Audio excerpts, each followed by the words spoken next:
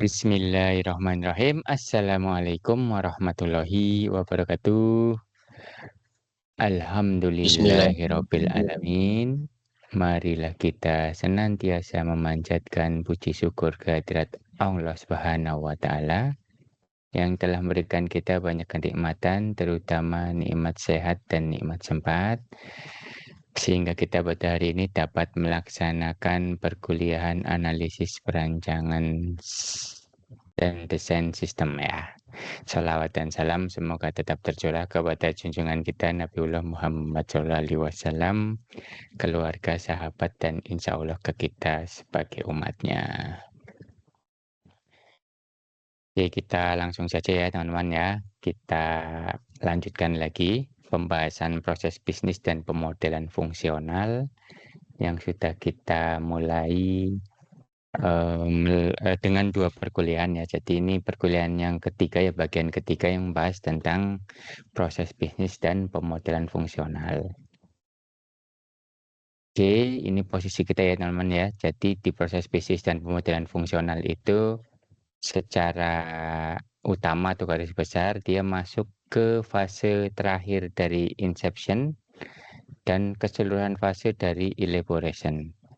Ya, yang mana ada 3 alur kerja yang menjadi bagian utama dari pemodelan fungsional ini, yaitu di business modeling, requirement, dan analisis. Ya, jadi kalau kalian lihat di sini nih,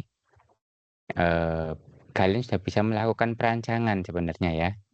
Jadi nanti perancangan user interface, perancangan basis data, ya, kemudian perancangan bagaimana sistem akan dibangun itu sudah mulai bisa dibuat sebenarnya ya. Cuma ini untuk pembelajaran, jadi fokus kita itu di yang merah ini. Ya, masuk ke fase ini ya. Jadi belum merambah ke perancangan, tetapi nanti pada saat kalian menggunakan metodologi Unified Process ini, pada saat kalian menerapkan di dunia kerja, sebenarnya di fase ini kalian pun sudah bisa melakukan perancangan bahkan implementasi dan sebagian testing dari implementasi atau codingan yang sudah kalian lakukan. Jadi intinya itu ya teman-teman ya. Kemarin kita sudah membuat diagram aktivitas ya. Bagaimana terakhir ya. Pertama kita membuat diagram use case dulu gitu ya. Nanti dari sini kita bisa ketahui bahwa fitur-fitur utama dari sistem yang akan kita buat itu apa aja. Ini menggambarkan fitur utamanya. Kemudian setelah itu masing-masing dari use case ini gitu ya teman-teman ya, itu kita buat diagram aktivitasnya. Nah kemarin ya saya sempat menunjukkan kalian membuat diagram use case menggunakan Draw.io ya, tapi ternyata bentuknya itu atau ketika kita ubah-ubah ya, kemudian ketika kita menambahkan hubungan pewarisan gitu ya, terutama yang di area sini teman-teman ya, ini kan ribet banget itu ya. Nah, nanti gini aja, ribet banget nih yang di sini. Jadi kita geser pun sini ikut geser kan kemarin kalian lihat. Nah, sekarang gini aja. Ini saya wajibkan ya kalian untuk memasang Enterprise Architect. Aplikasinya sudah saya taruh di repositori perkuliahan ini ya, silakan dari jauh-jauh hari sudah saya suruh untuk mendownload dan menginstalnya kan. Nah nanti kalian melihat cara membuat use case dan diagram aktivitasnya ini pada link yang ada di sini. Nah nanti untuk melengkapi proposal sistem yang ini ya teman ya, itu nanti di samping dikumpulkan nanti ya. Jadi mulai pekan depan itu kita sudah mulai evaluasi apa yang sudah kalian kerjakan. Jadi ada pertemuan ke-12, 13, dan 14 itu akan saya fokuskan untuk membongkar ya apa yang sudah kalian kerjakan gitu ya. Sekaligus saya kasih feedback ya. Nah, jadi nanti teman-teman ya, silakan untuk membuat use case dan diagram aktivitasnya. Ya, use case ini ya. Dan diagram aktivitasnya. yang ini ya. Silakan gunakan Enterprise Architect ya. Itu cara makainya ada di YouTube nih, sudah saya buat. Silakan dilihat dan ini ada semua di slide ya. Slide-nya ada di repository, silakan kalian download. Jadi nanti saya wajibkan kalian untuk mengumpulkan 2 file gitu ya. Yang pertama adalah proposal sistemnya, yang kedua adalah file Enterprise Architect yang berisi semua diagram aktivitas dan diagram use case. Itu ya teman-teman ya. Di Enterprise Architect juga dapat dengan mudah membuat seperti ini ya, swimline ini. Ini namanya swimline ya. Silakan kalian lihat di YouTube-nya. Kemudian kalian praktekkan dengan menerapkan apa yang sudah kalian buat untuk proposal system. Nah, jadi nanti di Enterprise Architect gambarnya itu bisa diekspor ya ke dalam PNG kalau nggak salah. Nanti kalian tinggal dipaste aja di sini ya. Misalnya udah diekspor ke dalam PNG, nanti taruh aja di sini. Gitu ya. Harap dipahami. Kemudian sudah ya, ini juga sudah. Pembuatan diagram aktivitas juga sudah. Ini semua ada di YouTube semua ya. Tekniknya, caranya, silakan dilihat saja. Nah, sekarang kita masuk ke bagian yang ketiga dari model-model fungsional. Jadi ya, yang perlu kalian ketahui model fungsional itu ada 3 bagian. Yang pertama diagram use case, yang kedua diagram aktivitas, dan yang terakhir adalah deskripsi use case. Nah, deskripsi use case ini pada dasarnya ini menjelaskan diagram yang 2 tadi ya, diagram use case dan diagram aktivitas ke dalam sebuah narasi gitu ya, berupa teks gitu ya, narasi dengan menambahkan beberapa informasi. Informasinya antara lain adalah nama use case-nya gitu ya.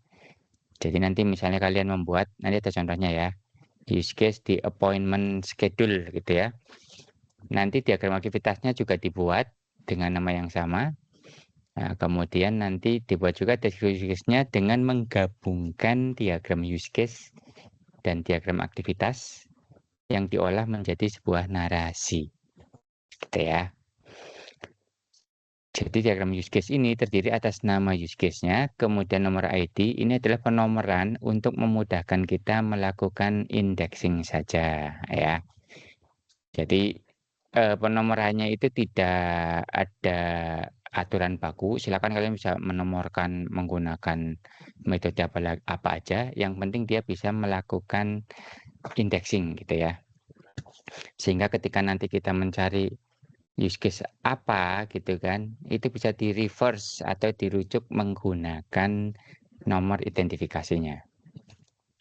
Kemudian nanti ada jenis use case-nya gitu ya. Nanti ada penjelasan jenis use case-nya itu apa aja. Kemudian aktor utama ini adalah aktor yang menjalankan use case tersebut. Nanti rujukannya di diagram use case kalian bisa tahu aktornya siapa. Gitu ya.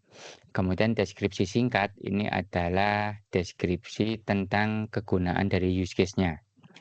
Secara singkat ya, paling isinya maksimal 3 kalimat lah ya. 1 paragraf saja, 1-3 kalimat. Jangan terlalu panjang gitu ya. Dibikin singkat, padat, tapi jelas gitu ya. Kemudian tingkat kepentingannya atau importance levelnya. Maksudnya kepentingan pentingnya ya, tingkat penting ya. Bukan kepentingan apa sih? Ini agak rancu juga ya. Bukan kepentingan orang melakukan sesuatu gitu ya, tetapi seberapa penting si use case tersebut. Ini harusnya importance level itu kita ganti nih artinya nih. Coba nanti saya cari ya. Ini sementara kita pakai istilah tingkat kepentingan saja. Kemudian stakeholder itu siapa aja yang berkepentingan dengan use case tersebut. Jadi nggak cuma yang menggunakan atau yang yang melakukan use case-nya ya, tetapi yang berkepentingan siapa saja.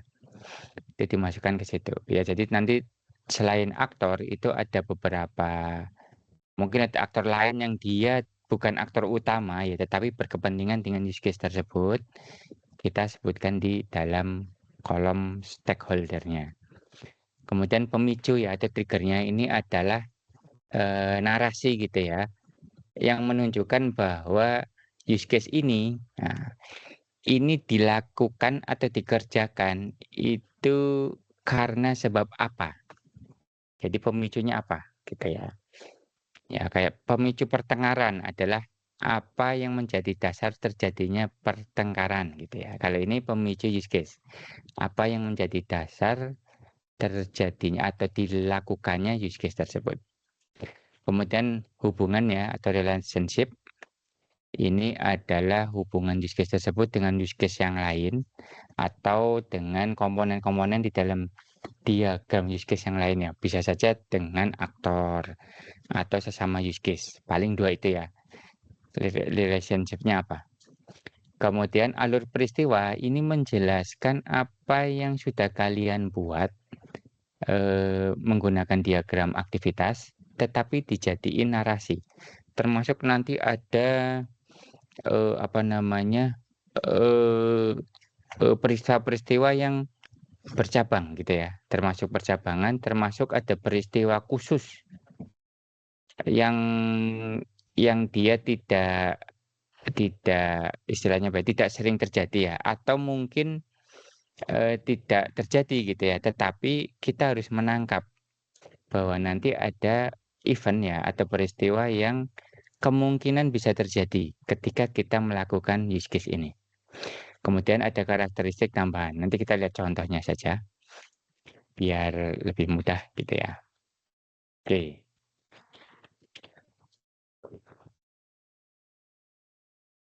Kemudian di sini teman-teman ya. Ini ada pemicunya teman-teman ya. Jadi pemicu nanti ada dua. Jadi di pemicu ini ini ya. Nanti ditulis saja eksternal atau temporal gitu ya. Misal eksternal itu mahasiswa mengisi KRS gitu ya. Jadi ketika mahasiswa mengisi KRS itu timbul apa namanya use case tersebut gitu ya. Ketika alarm kebakaran menyala, misalnya kalian membuat sebuah sistem ya untuk memberi atau apa memberitahukan ya terjadinya kebakaran misalnya. Itu bisa jadi nanti triggernya itu alarm kebakaran atau suhu sensor AC ya kalau suhu ruangannya sudah sekian gitu ya. Nanti memberitahu apa gitu kan atau memicu apa, memicu use case-nya gitu ya. Jadi trigger itu ada dua macam ya, bisa eksternal bisa temporal. Kalau temporal ini dia tidak ada yang memicu dari pihak luar tetapi dari dalam sistem. Yang dipicu karena adanya peristiwa yang apa ya yang sudah kita tentukan. Kalau terlewati ya atau kalau peristiwa tersebut terjadi, maka use case ini akan dijalankan. Misal kalau kalian membuat sistem perpustakaan, itu ketika ada buku yang jatuh tempo, maka sistem akan mengirimkan notifikasi misalnya ya melalui WA. Jadi nanti di use case-nya itu ada notifikasi, mengirimkan notifikasi. Dan nanti triggernya adalah buku jatuh tempo gitu ya. Atau tagihan jatuh tempo. Atau misalnya kalian membuat sistem backup yang otomatis dijalankan setiap tengah malam misalnya ya. Karena sistemnya harus jalan 24 jam gitu kan. Maka ketika membackup dilakukan tengah malam biar tidak mengganggu transaksi gitu ya. Jadi nanti ketika tengah malam itu si sistemnya akan menjalankan backup. Nah, contohnya gitu ya. Atau membuat tagihan juga bisa ya. Setiap misalnya tengah malam buat tagihan yang jatuh tempo besok gitu ya. Mungkin kalau sistemnya banyak kan buat tagihan itu terlalu lama ya. Jadi datanya banyak terlalu lama sehingga harus ditaruh di waktu-waktu yang sistemnya lagi tidak sibuk. Oke, sekarang penjelasan elemen dari masing-masing deskripsi use case ya. Jadi baru brief aja. Ini penjelasan detailnya. Lah hubungan teman-teman ya di dalam deskripsi use case sebenarnya sudah ada di dalam diagram use case-nya. Ya, ada asosiasi itu kalau aktor ya yang menjalankan use case. Kalau include ya yang wajib dieksekusi ya. Extend itu yang bersifat tambahan atau opsional, ya boleh dieksekusi atau tidak. Generalisasi itu yang pewarisan tadi ya. Jadi kalau kalian lihat nanti dimasukkan ke dalam deskripsi use case, kalian lihat di diagram aktivitasnya saja. Lah kalau yang ini namanya asosiasi gitu ya. Jadi nanti ditulis tuh ya di dalam relationship-nya atau hubungannya itu nanti ada hubungan asosiasi antara manajemen dengan produce schedule gitu ya. Dan nanti produce schedule itu ada hubungan include dengan manage schedule. Misalnya contohnya gitu ya, ini kalau include sama asosiasi. Contoh hubungan extend adalah ketika kita melakukan use case ini gitu ya, itu ada hubungan extend dengan yang bawah ini ya. Kemudian ini hubungan asosiasinya dengan aktor yang ini. Nah, kalau hubungan pewarisan itu yang ini ya. Jadi ada pasien ya karena ada dua macam, dua jenis pasien, maka di apa namanya dihubungkan dengan generalisasi ya. Gitu. Itu di hubungan. Kemudian alur peristiwa ya, itu ada 3 macam teman-teman yang akan isi, yaitu alur normal. Alur normal ini aktivitas yang normal ya, kalau tidak ada kendala-kendala gitu ya. Pokoknya yang normal, misalnya pendaftaran secara normal gitu, itu seperti ini. Dan nanti ada sub alurnya. Kalau ternyata apa sih namanya, ada event yang terlalu kompleks ya, sehingga perlu dibagi. Kayak tadi itu ya, yang use case yang ya diagram aktivitas yang ini nih. Nah, ini ada pembagian alur nih di sini. Jadi nanti ada subflow-nya untuk pasien yang lama sama untuk pasien yang baru. Yang ini juga ada subflow-nya nih. Apakah kita bisa melakukan pembuatan appointment atau pembatalan appointment ya, atau pengubahan appointment. Ini namanya subflow ya, teman-teman ya. Kemudian nanti ada yang disebut alur alternatif atau pengecualian. Ini aktivitas yang tidak normal ya, atau kasus khusus. Misalnya apa ya? Misalnya nih, tiba-tiba ketika daftar itu nomor induk kependudukannya itu tidak ada. Nah, gitu. Itu nanti kalian harus tangkap solusinya apa, gitu kan? Ya, NIK nggak ada. Misalnya dulu itu, tapi kalau sekarang sudah ada ya. Dulu itu kalau nggak salah anak kecil gitu ya, itu kan nggak memiliki KTP. Jadi yang masih 17 tahun ke bawah itu nggak memiliki KTP, sehingga ketika daftar yang membutuhkan KTP, maka yang dimasukkan adalah KTP orang tuanya, gitu ya. Itu salah satu apa sih namanya pengecualian. Tapi sekarang sudah tidak relevan ya, karena sekarang masih kecil pun sudah, jadi begitu lahir ya, itu sudah memiliki NIK. Gitu. Mungkin apa lagi ya, aktivitas yang tidak normal misalnya, nah ya nanti kalian bisa menemukan ya.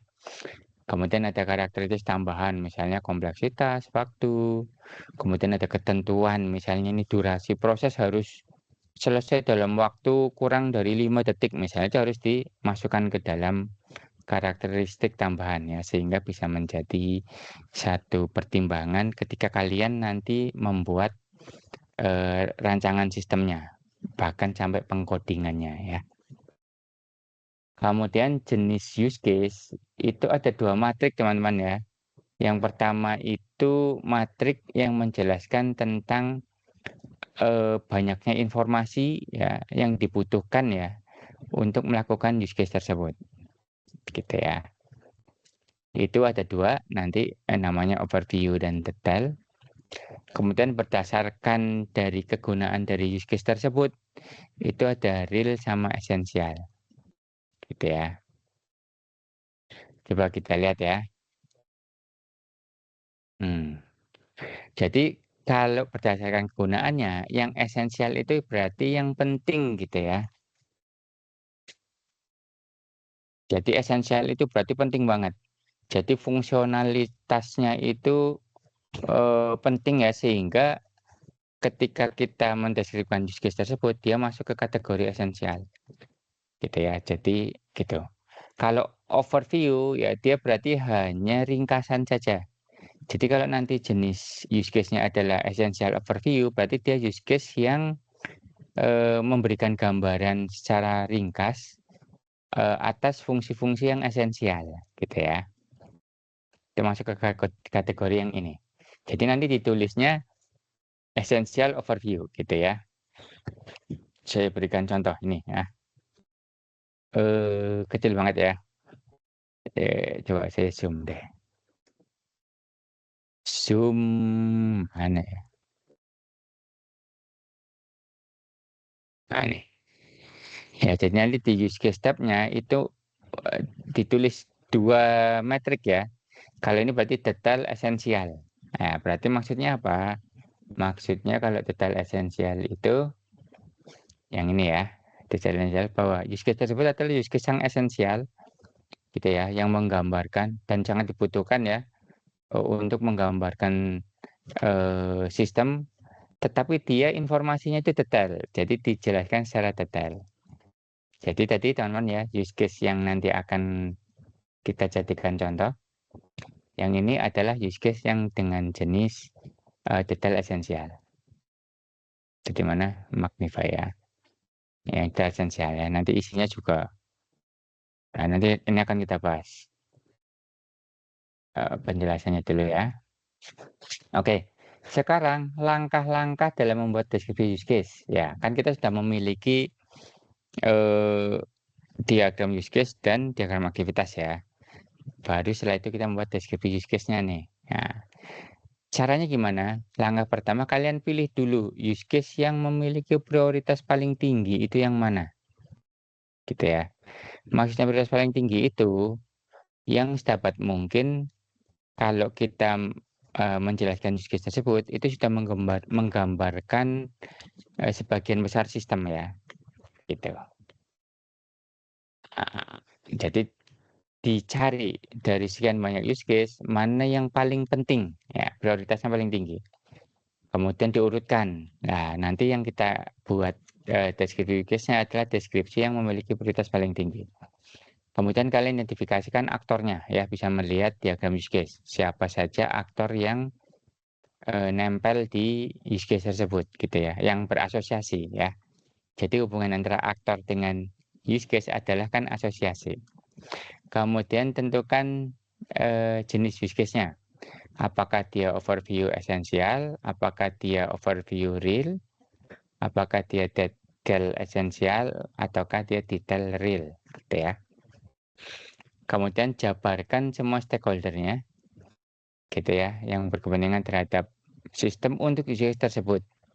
Kemudian tingkat kepentingannya apa, important levelnya ya, apakah penting, apakah biasa, gitu kan. Kemudian deskripsi use case-nya itu apa, sebutkan fungsinya dengan singkat, jelas, dan padat. Ya, deskripsinya itu untuk apa saja. Kemudian jabarkan apa yang menjadi pemicunya. Jadi yang menyebabkan orang melakukan atau aktornya gitu ya, melakukan use case tersebut itu adalah ini. Ya, itu dijelaskan di dalam triggernya. Kemudian jabarkan hubungan dengan use case lain. Gitu ya, teman-teman ya. Kemudian setelah itu ya, setelah kalian prioritaskan, kemudian sudah dijabarkan dengan yang atas ini ya, ini dengan model diagram use case ya, diagram use case. Kemudian isi langkah-langkah pada alur peristiwa yang bersifat normal. Nah ini kalian melihat diagram aktivitas ya, yang bersifat normal dulu, gitu ya. Kemudian pastikan langkah-langkah pada alur peristiwa tidak terlalu rumit atau panjang dan konsisten dengan langkah-langkah yang lain. Ya. Kemudian yang keempat, identifikasi dan tuliskan alur peristiwa alternatif ya kalau ada. Kemudian review lagi secara hati-hati dan pastikan benar. Jadi kunci kalian di sini itu ya, itu kalian harus baca berulang-ulang. Kemudian kalian pikirkan apakah sudah benar. Kemudian kalian cross check dengan use case yang lain, dengan deskripsi use case yang lain gitu ya. Nanti kalau kalian menemukan ada perubahan-perubahan, lakukan perubahan karena kita bersifat iteratif dan incremental. Ingat saya sudah bilang berkali-kali kita itu harus mampu merangkul perubahan ya, walaupun jangan sampai melebihi lingkup atau sambil menghindari scope creep. Ya, lakukan langkah ini pada use case yang lain sampai selesai. Gitu ya, teman-teman ya. Gambarannya seperti itu. Nah, ini contoh ya cara membuat use case-nya dari use case ya. Jadi kita nih terus terang ya. Bukan terus terang. Contohnya ya, kita itu ingin membuat appointment nih. Makanya di sini akan tertulis, ini saya perbesar. Nama use case-nya adalah make all patient appointment ya. Yang atas nih. Pen. Apa yang akan kita buat adalah use case yang ini. Gitu ya. Dan ingat use case yang ini itu merupakan bagian dari use case yang lebih besar yaitu manage appointment ya. Tapi kita fokus ke membuat appointment ya, tetapi untuk pasien yang sudah terdaftar. Nah, kalau kalian lihat di sini ada hubungan extend ya, 2 biji extend. Nah, ini nanti di-include-kan ya kalau ada hubungan ini. Ketika kalian membahas satu use case, kalian bisa kelihatan bahwa nanti ada use case yang lain ya yang bisa menjadi bagian dari use case tersebut. Dalam hal ini di sini ada update patient information sama make payment arrangement. Oke, kemudian kasih ID bebas ya. Dalam hal ini dia menggunakan angka 123. Kemudian level kepentingannya dia low. Low itu berarti tidak terlalu tinggi gitu ya. Nggak urgent amat gitu ya. Kemudian primary aktornya lihat di sini. Aktor yang berasosiasi dengan use case ini ya adalah old patient ya. Maka di sini akan ditulis old patient. Ini tipe use case-nya adalah detail esensial. Jadi dia menggambarkan secara detail ya fungsi yang esensial. Jadi make all patient appointment ini dia adalah merupakan use case yang sangat penting ya, yang esensial. Yang memang merupakan bagian ya sistem ini ada karena memang tujuannya adalah untuk itu gitu ya. Untuk melakukan appointment. Kemudian stakeholder-nya nih di sini. Ya, stakeholder and interest. Coba kita lihatkan ya. Ya, stakeholder and interest. Itu ada 2 ya. Jadi di stakeholder ini yang primary aktor itu pasti harus masuk. Baru yang lain boleh dimasukkan tetapi dia yang tidak langsung berasosiasi dengan use case tersebut. Contohnya nih, untuk membuat pertemuan dengan pasien ini, teman-teman ya.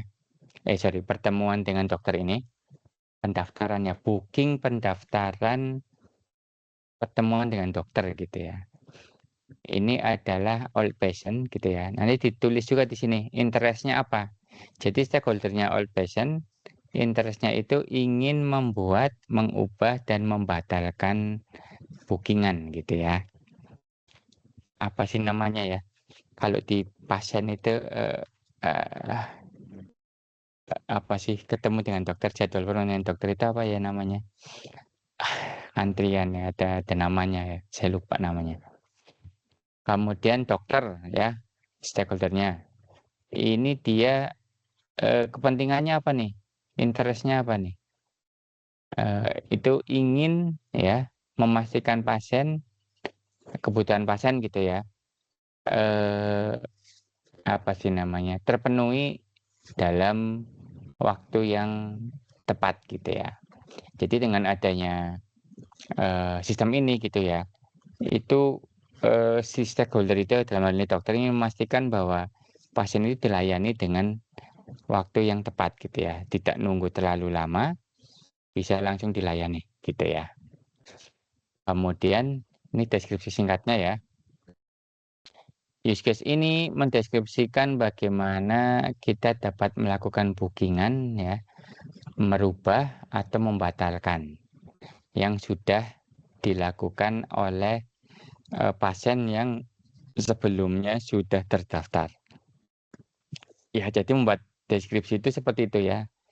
Cukup satu kalimat ya, panjang-panjangnya 2 kalimat boleh lah ya.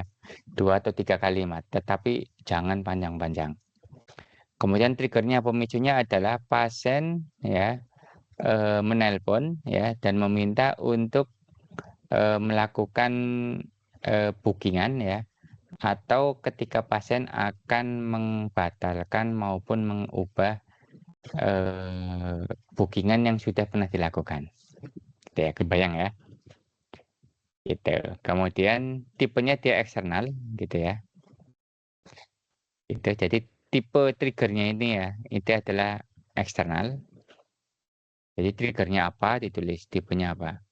Kemudian relationship-nya, nih akan kelihatan nih.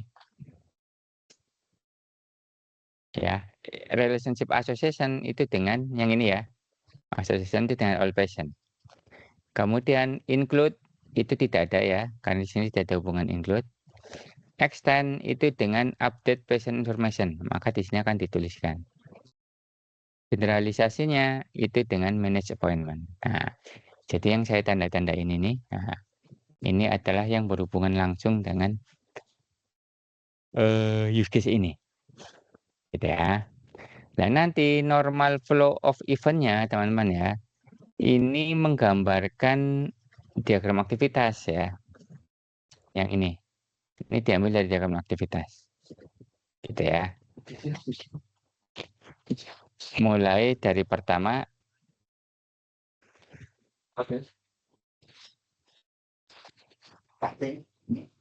nah nih, jadi ada normal flow, jadi flow itu ada normal ya teman-teman ya. Ada normal, ada sub, ada alternate, gitu ya. Jadi yang normal itu kalian jabarkan ya sesuai dengan diagram aktivitas yang sudah kalian buat.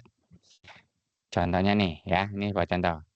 Jadi use case membuat appointment untuk pasien yang sebelumnya sudah terdaftar gitu ya. Gitu. Kalau belum ya nanti bikin use case yang lain karena di sini kan ada use case untuk pasien yang belum terdaftar nih yang ini. Gitu ya. Ini saya contohin tuh yang ini. Yang merah ini. Oke, magnify lagi. Oke, ini peristiwa yang normal ya. Pertama nih, pasien akan mengontak klinik gitu ya. Dia akan melakukan appointment gitu ya. Pokoknya yang berhubungan dengan appointment ya, dengan bookingan dia ngontak gitu ya. Kemudian pasien itu memberikan nama dan alamatnya sehingga bisa dicocokin di sistem ya. Kemudian ditanya nih ya, apakah ada informasi yang ingin diubah ya. Kalau ada informasi yang ingin diubah, maka dia akan melakukan update. Persis ya, nanti ini saya tunjukin ke use case-nya ya. Sorry, ke diagram aktivitasnya. Nih, yang ini kan. Jadi oleh pasien itu nanti akan larinya ke arah sini. Nah, gitu ya, teman-teman ya. Ya, ditanya nih pasiennya, kamu nomor kliniknya berapa gitu ya. Namanya siapa, alamatnya mana gitu ya. Kemudian apakah ada info baru di sini ya? Kalau ada info, maka dilakukan update infonya. Sama ya, kayak yang di sini juga begitu. Tadi mana? Nah, gitu ya. Di sini ada nih. Nah, zoom, zoom, zoom. Ya, jadi ini suruh dieksekusi use case make update patient information gitu ya. Terus ditanya lagi nih, apakah cara pembayaran pasiennya berubah? Kalau iya, lakukan persis ya, seperti itu ya. Kemudian resepsionis akan menanyakan ke pasien, kamu tuh mau ngapain? Mau membuat appointment baru, mau membatalkan, atau mengubah? Di sini juga ada ya. Sorry. Di sini ya. Setelah misalnya ditanya nih di sini, apakah mau ada apa namanya perubahan pembayaran? Kalau iya, lakukan use case yang ini ya, yang C ini. Nah, kalau tidak, nanti resepsionis akan nanya, kamu tuh mau ngapain? Mau membuat, mau membatalkan, atau mengubah, gitu ya. Nah, ini itu normal flow nih yang disebutkan di sini itu normal flow semua. Sehingga ketika dibikin di deskripsi use case-nya, dia akan masuk ke kategori yang normal flow. Kayak yang ini ya, gitu. Kemudian terakhir ya, resepsionis memberikan hasil dari request-nya si pasien tadi. Misalnya, oh ternyata berhasil, ternyata tidak gitu ya. Ada di sini. Gitu ya. Dan nanti ada nih S1, S2, S3 ini subflow-nya teman-teman ya. Subflow new payment ya. Kalau kita melakukan pembuatan bookingan baru gitu ya. Itu nanti akan melakukan apa? Oh, resepsionis akan menanyakan kapan dia akan bertemu gitu ya. Kemudian resepsionis akan memadankan gitu ya waktu bertemunya dengan tanggal yang tersedia dan waktu si dokternya itu bisa melakukan pemeriksaan gitu ya, sehingga dibuatlah nanti appointment-nya. Kemudian S2 nih ya, kita batalkan misalnya. Nah ini nanti contohnya gini ya, jadi appointment-nya yang kapan sih? Oh yang tanggal ini hari ini itu dibatalkan. Ya udah nanti kita batalkan. Kalau merubah gitu ya, nanti ya cancel gitu ya. Jadi kalau merubah ini, lihat ini lucu nih. Yang ketiga ya, mengubah itu dia melakukan dua subflow. Yang pertama dia cancel ya, yang mau di cancel ya pertemuan yang awal. Dia akan melakukan ini yang S2, makanya tulisnya S2 ya. Pertama ya yang dilakukan adalah resepsionis akan melakukan S2, kemudian resepsionis akan melakukan S1. Jadi dengan cara meng-cancel yang lama kemudian mengubah atau membuat yang baru. Gitu. Ya. Kemudian ada alternate nih. Alternate-nya terjadi di mana? Di new appointment nih, alternate ya. Jika yang alternatif pertama nih ya, misalnya ternyata yang pertama nih ya, ini S1, 2, A1 ditulis nih codingan namanya apa ya, pengkodean saja. Nanti bisa kalian lakukan menggunakan ya ini mah tidak ada aturannya ya, bebas aja gitu ya. Yang penting bisa di namanya apa ya, bisa dihubung-hubungkan lah ya. Jadi alternatif pertama nih, ketika melakukan S1 ini teman-teman ya, itu jika ternyata si pasiennya ingin ketemu dokter, tapi dokternya ternyata mungkin hari itu nggak masuk ya, atau tidak ada di hari itu. Maka di sini resepsionis akan memberikan alternatif waktu gitu ya. Oh ini dokter ini bisanya hari ini, hari yang diminta tidak bisa. Atau dia bisa memberikan apa namanya, memberikan alternatif dokter lain yang mungkin dia memiliki kepakaran yang sama. Gitu ya, misalnya sama-sama dokter penyakit dalam, maka dia akan dipindahkan ke dokter yang lain tetap agar misalnya waktunya sesuai dengan keinginan si pasien, gitu ya. Nah, kemudian alternatif yang kedua nih, itu pasien ingin memilih salah satu ya eh, yang di yang dipropos gitu ya, yang diajukan gitu ya. Atau tidak sama sekali gitu ya. Jadi ini misalnya nih, adanya dokter ini kalau hari itu mau apa tidak, ternyata nggak mau ya udah gitu. Ini ada dalam step yang keduanya. Oke, sampai titik ini teman-teman ada yang mau ditanyakan?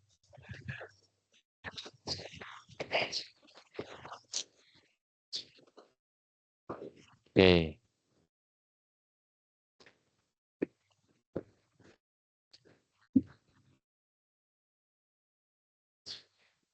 Oke ya, kalau nggak ada kita lanjut.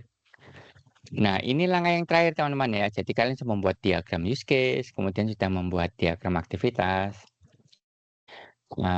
kemudian sudah membuat dokumen atau deskripsi use case ya, dokumen deskripsi use case. Itu nanti kalian langkah terakhir adalah lakukan verifikasi. Jadi use case yang kalian sudah buat banyak itu kalian verifikasi, gitu ya. Verifikasi itu kalian melakukan apa sih namanya ya, semacam kajian ya atau analisis di dalam kalian sendiri ya internal, sehingga saling apa sih namanya, satu use case dengan use case yang lain itu tidak saling meniadakan ya, di-compare lagi gitu ya, diverifikasi ini benar apa tidak, jangan-jangan ini sudah ada di use case yang lain, kalau ada itu gimana, apa mau digabungkan apa gimana, apa merubah use case-nya gitu ya, namanya sering terjadi begitu teman-teman. Ketika kita sudah masuk ke level pembuatan diagram use case, itu nanti ketika sudah membuat diagram aktivitas, nanti kemungkinan besar kalian itu bisa mengubah diagram use case-nya. Bahkan ketika kalian sudah membuat diagram use case dan membuat diagram aktivitas, ketika kalian ingin membuat dokumen deskripsi use case, maka kalian melakukan pengubahan juga di diagram use case dan diagram aktivitasnya. Jadi hal itu umum terjadi ya. Jadi jangan sampai membatasi begini. Kalau kalian bisa membuat diagram use case-nya seperti itu, ketika kalian membuat deskripsi use case juga harus mengikuti diagram. Tidak seperti itu. Ketika kalian makin masuk ke tahapan berikutnya, itu pasti kalian akan mendapatkan informasi-informasi baru. Gitu. Kalau di awal itu informasi barunya itu sedemikian pentingnya sehingga sampai mengubah hal-hal yang tadinya itu kita pikir sudah selesai ya, atau sudah benar, atau sudah loh seperti ini gitu ya. Padahal nanti kita akan menemukan ada perubahan. Jadi nggak apa-apa, memang di analisis dan desain sistem itu seperti ini ya. Jangan sampai ya nanti kalian sudah melakukan capek-capek ya melakukan codingan, ternyata tidak sesuai dengan keinginan dari stakeholder-nya, atau banyak yang bolong gitu ya. Banyak yang apa namanya, tidak atau yang sebelumnya itu, tidak kita ketahui. Nah, itu sangat berbahaya kan, sehingga kalian harus mengubah codingan segala macam, mengubah user interface yang sudah membutuhkan biaya dan waktu yang banyak gitu ya. Sehingga mumpung masih di level pemodelan fungsional seperti ini, silakan di sini itu kalian, bisa dengan mudah menghapus, mengubah gitu ya,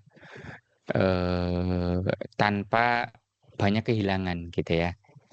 Jadi prinsipnya lebih baik, kita apa namanya ya, melakukan pengubahan di awal ya, daripada kita melakukan pengubahannya itu di akhir atau setelah codingan.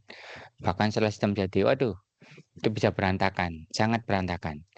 Misalnya ya, kalian sudah membuat nih implementasi dari ER diagram atau basis datanya sudah kalian buat, tapi ternyata spesifikasinya berubah, atributnya berubah semua. Waduh, kalian sudah membuat ER diagram lagi, harus coding lagi gitu kan. Jadi silakan kalian di titik ini lakukan verifikasi ya, yang benar verifikasinya. Lalu setelah kalian lakukan verifikasi secara internal gitu kan, dibandingkan dengan yang lain, kalian diskusi. Habis itu kalian lakukan validasi. Nah, kalau validasi itu kalian memastikan apakah yang sebelumnya kalian buat ya, apa yang sudah diverifikasi itu memang keinginan dari stakeholder-nya. Jadi valid apa tidak gitu ya. Nanti kalian bisa membuat sesuatu yang keren, bagus, diverifikasi sudah sangat komplit, tapi ternyata memang stakeholder-nya tidak menginginkan itu, kan wassalam itu. Nggak nggak oke juga gitu kan. Kalian sudah misalnya nih, bayangkan nih, sudah merancang, eee, apa sih namanya, misalnya kalian mau bangun rumah ya, sudah merancang blueprint-nya ya, sudah merancang rancangan rumahnya, udah keren nih, keren banget gitu ya, pakai lift gitu ya misalnya ya, ada garasinya gitu ya, ada basement-nya. Ternyata setelah udah jadi, itu stakeholder menanyakan, "Lah, ini basement buat apa?" Gitu. Nah, kami nggak butuh basement gitu ya, karena memang misalnya di gedung ini tidak boleh orang membawa kendaraan, harus menggunakan angkutan misalnya umum gitu ya. Makanya di depan itu ada halte, ada, misalnya ada stasiun gitu ya, sehingga kita tidak membutuhkan, parkiran untuk kendaraan. Itu ya teman-teman ya. Itu berbahaya itu, nanti harus dibongkar semuanya ya. Jadi ini verifikasi dan validasi, ini langkah yang sangat penting. Nanti ini ya, karena kalian prakteknya untuk diri kalian sendiri, ya kalian nanti melakukan verifikasi dan validasinya nanti mungkin ke saya ya. Ke saya ketika nanti saya melakukan review dari proposal desain yang kalian buat. Nanti saya akan menanyakan banyak pertanyaan yang mungkin terpikir ya setelah saya membaca proposal sistem yang kalian buat. Ya, dipahami ya teman-teman ya. Jadi nanti pekan depan, nah nanti saya bikin link gitu ya di MS Team. Silakan kalian buat proposal sistem, buat eh, diagram use case dan diagram aktivitasnya menggunakan Enterprise Architect. Nanti dikumpulkan 2 hari sebelumnya ya, biar saya bisa melakukan review sebentar. Kemungkinan insya Allah nanti pekan depan, nanti kita lihat ya, apakah reviewnya secara offline atau online. Kalau saya sih sebenarnya ingin offline gitu ya. Cuma nanti lihat sikon gitu ya, kita face to face gitu ya, kita bahas, apa yang kurang dari proposal yang kalian buat. Kemudian nanti saya lihat, diagram aktivitas dan diagram, use case-nya menggunakan Enterprise Architect. Nah, ketika kita melakukan verifikasi dan validasi ini teman-teman ya, itu langkah-langkahnya adalah ini ya, kalian review model-modelnya, kemudian diagram yang sudah dibuat selama ini. Kemudian review ini gitu ya, itu dilakukan oleh tim pengembang, kemudian divalidasi ya langsung ke klien ya, biasanya melalui satu forum gitu ya, bisa online, bisa offline, biasanya seharian gitu ya, ya tergantung sebanyak apa sih sistem yang mau dibuat gitu, segede apa. Itu yang terdiri atas fasilitator gitu ya, ini biasanya yang dilakukan oleh project manager yang bertugas untuk melakukan penjadwalan dan pengaturan pertemuan. Kemudian ada presenternya, ini adalah orang yang bertanggung jawab mempresentasikan use case, ya biasanya dilakukan oleh sistem analis. Kemudian ada notulen ya, jadi nanti ada satu orang yang mencatat kesalahan-kesalahan dokumen atau menemukan temuan-temuan baru. Ini penting sekali ya. Kemudian aturan ketika kita melakukan verifikasi dan validasi ya. Pastikan bahwa masing-masing alur peristiwa yang dicatat di dalam Service memiliki aktivitas di dalam diagram aktivitas. Gitu ya. Jadi yang ada tertulis di sini nih, di alurnya, di alur yang ini, itu pastikan ini menggambarkan diagram aktivitas ya. Kalau ini kan jelas-jelas menggambarkan diagram aktivitas yang ini ya. Nah, yang ini. Nah, makanya dia aman. Bisalah. Oke, kemudian yang harus ditegakkan lagi, pastikan bahwa setiap objek di dalam diagram aktivitas disebutkan juga di dalam deskripsi use case. Ya, misalnya ada penyebutan aktor di dalam diagram aktivitas, misalnya ada patient gitu ya, ada dokter, ada office manager ya. Itu pastikan di dalam deskripsi use case juga disebutkan atau sebaliknya ya. Jangan sampai kalian menyebutkan sesuatu di dalam deskripsi use case tetapi tidak muncul di dalam diagram aktivitas. Kemudian urutan peristiwa pada deskripsi use case harus sesuai dengan urutan peristiwa pada diagram aktivitas. Tadi ini sudah saya tunjukkan gitu ya. Kemudian hanya ada satu deskripsi use case untuk masing-masing use case. Jadi tidak ada dua use case yang masuk ya benar.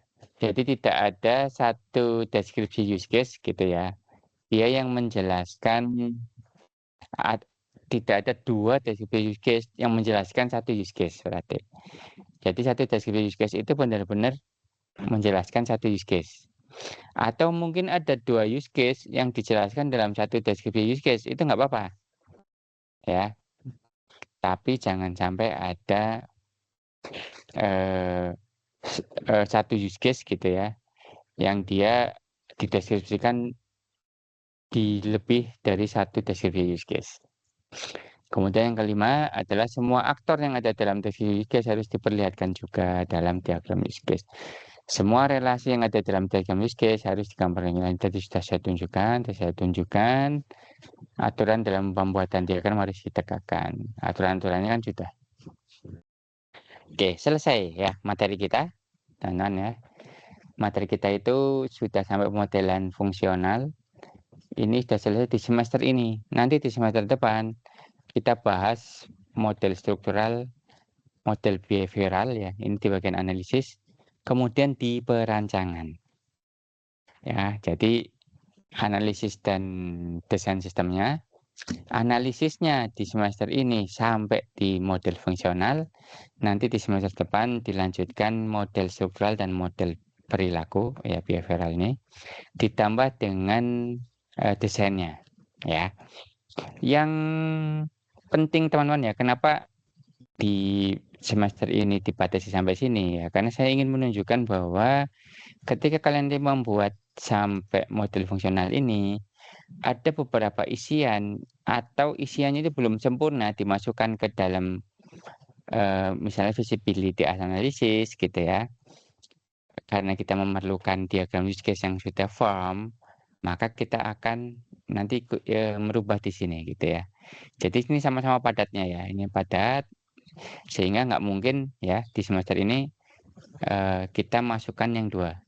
Dan nanti sisa ini 3 pertemuan ya, saya ingin gunakan untuk review proposal sistem kalian. Oke ya, nanti pekan depan ya.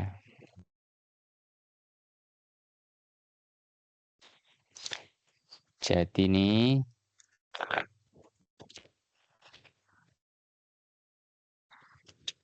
tiga pertemuan ya. Pertemuan terakhir akan saya gunakan untuk mereview proposal sistem. Yang perlu teman-teman ketahui, saya melakukan review proposal sistem ini sudah melakukan penilaian ya teman-teman ya. Ya, bagaimana kalian serius membuatnya, tidak asal-asalan, ada usaha, itu saya nilai yang akan nanti merefleksikan dari penilaian mata kuliah ini ya. Nanti tiap pertemuan ini ya teman-teman ya, saya akan lakukan review. Misalnya nih, ini pertemuan berarti ke-12 ya, pertemuan 12.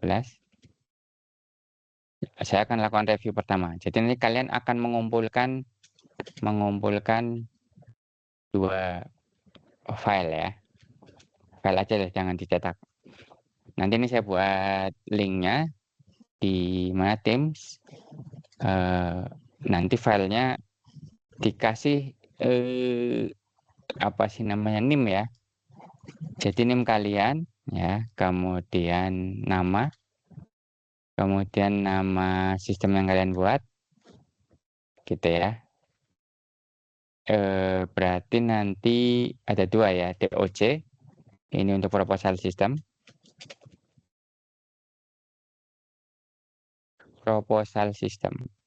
Jadi teman-teman harus membuat nanti ya. Terus ada satu lagi NIM ya, nama. Jadi ada 2 file ya, ini saya pisah aja.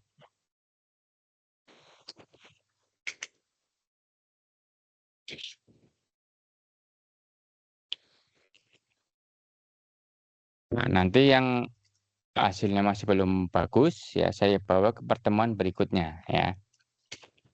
Nama mahasiswa ya.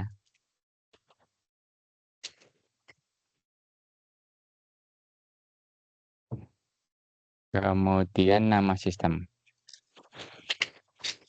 .app ya, ini adalah diagram fungsional ya. Menggunakan, ini catatannya ya, menggunakan Enterprise Architect ya. Jadi jangan menggunakan Draw.io deh ya. Jangan menggunakan Draw.io. Karena ternyata kemarin saya coba itu nggak enak banget ya, berantakan. Oke. Nah, nanti di pertemuan berikutnya yang ke-12, yang ke-13, ya ini review lagi. Hasil revisi ya. Kemudian nanti pertemuan yang terakhir, ini review lagi hasil revisi. Begitu ya, teman-teman ya. Nanti sini ada diskusi, ya silakan nanti ini yang masuk dikit ya dibilangin teman-temannya gitu ya. Nanti yang misalnya tidak masuk, misalnya online ya, tidak masuk dan saya tidak bisa berdialog gitu ya, nanti akan mempengaruhi penilaian. Nah, seperti yang sudah saya bilang di awal gitu ya, proposal SEM ini akan dibawa terus ke semester depan ya. Jadi kalau ini kalian startnya amburadul, itu saya pastikan semester depan tambah repot gitu ya. Ya, untuk jadi tidak amburadul itu usahanya akan sangat luar biasa. Gitu ya. Kemudian saya ingin membuat proposal SEM ini menjadi portofolio kalian gitu ya. Yang nanti kalian bisa tunjukin ketika kalian nanti melamar pekerjaan. Atau bisa kalian rujuk kembali ketika kalian membuat skripsi ya, atau membuat laporan-laporan pada tugas di PKL gitu ya. Kalau saya lihat sih polanya gitu ya, mahasiswa-mahasiswa yang membuat proposal sistemnya di perkuliahan saya bagus gitu ya, itu skripsi dan PKL-nya itu cenderung bagus karena mereka sudah pernah melakukan itu dan ketika membutuhkan referensi mereka itu bisa membuka-buka kembali apa yang sudah dikerjakan sebelumnya. Itu ya teman-teman ya. Oke, kalau begitu ya nanti ada pertanyaan apa tidak ya, kalau ada nanti di WA grup aja ya. Oke, kalau begitu kita akhiri ya pertemuan kita kali ini. Jangan lupa nanti membuat proposal sistemnya yang baik, kemudian dikumpulkan sesuai dengan jadwal yang sudah saya tentukan. Oke, kalau begitu mari kita tutup dengan membaca doa kafaratul majelis. Bismillahirrahmanirrahim. Subhanakallahumma wa bihamdika asyhadu an la ilaha illa anta astaghfiruka wa atubu ilaik. Terima kasih banyak. Saya akhiri. Wassalamualaikum warahmatullahi wabarakatuh. Waalaikumsalam warahmatullahi wabarakatuh.